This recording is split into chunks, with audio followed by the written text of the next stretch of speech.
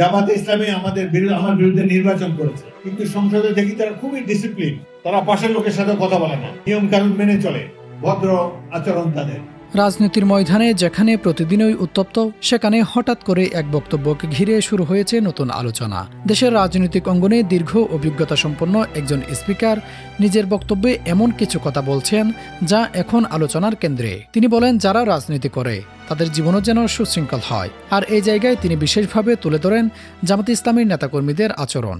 তার ভাষায়, বাংলাদেশ জামাত ইসলামী তার বিরুদ্ধে নির্বাচন করলেও সংসদে কিংবা রাজনৈতিক আচরণে তারা সুশৃঙ্খল, ভদ্র এবং নিয়ম মেনে চলেন। তিনি আরও উল্লেখ করেন, আগেও অনেক বিরোধী দল দেখেছি, কিন্তু এদের মতো ভদ্রতা খুবই কম দেখেছি।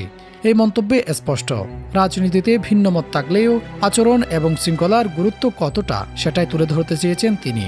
তবে এখানেই শেষ নয়, তিনি অতীতের রাজনীতির কথাও স্মরণ করিয়ে দেন। একসময় রাজনৈতিক মিত্রতা, আবার ক্ষমতার পালাবদলের দূরত্ব সবই রাজনীতির অংশ, কিন্তু তবুও সকলের সঙ্গে সংযোগ রেখে চলা, এটাই একজন পরিপক্ক রাজনীতিকের বৈশিষ্ট্য বলে মনে করেন তিনি। বক্তব্যের এক পর্যায়ে তিনি বেশ আবেগপ্রবণ হয়ে বলেন, দেশের রাজনৈতিক পরিবেশ এমন হওয়া উচিত যেখানে শান্তির দ্বীপ তৈরি হবে, কেউ কারো সঙ্গে খারাপ ব্যবহার করবে না, রাজনীতি হবে মানুষের জন্য, বিদ্বেষের জন্য নয়।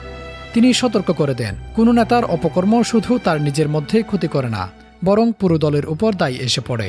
এমনকি ব্যক্তিগতভাবে তাঁকেও অনেক সময় সমালোচনার মুখে পড়তে হয়েছে। সবশেষে তার বার্তায় একটাই ছিল, অন্যায়কে কখনো সমর্থন করা যাবে না, রাজনীতি মানে শুধু ক্ষমতা নয়, দায়িত্ব। এই বক্তব্যের পর এখন প্রশ্ন উঠেছে, এটা কি সত্যি বাস্তবতার প্রতিফলন নাকি রাজনৈতিক কৌশলের অংশ? আর সবচেয়ে বড় প্রশ্ন, বাংলাদেশের রাজনীতিতে কি সত্যি ভদ্রতা, শৃঙ্খলা এই চিত্র ফিরে আসছে, নাকি এটা শুধু বক্তব্যের মধ্যেই সীমাবদ্ধ? সময়ের সঙ্গে সেই উত্তরই এখন খুঁজছে পুরো বাংলাদেশ।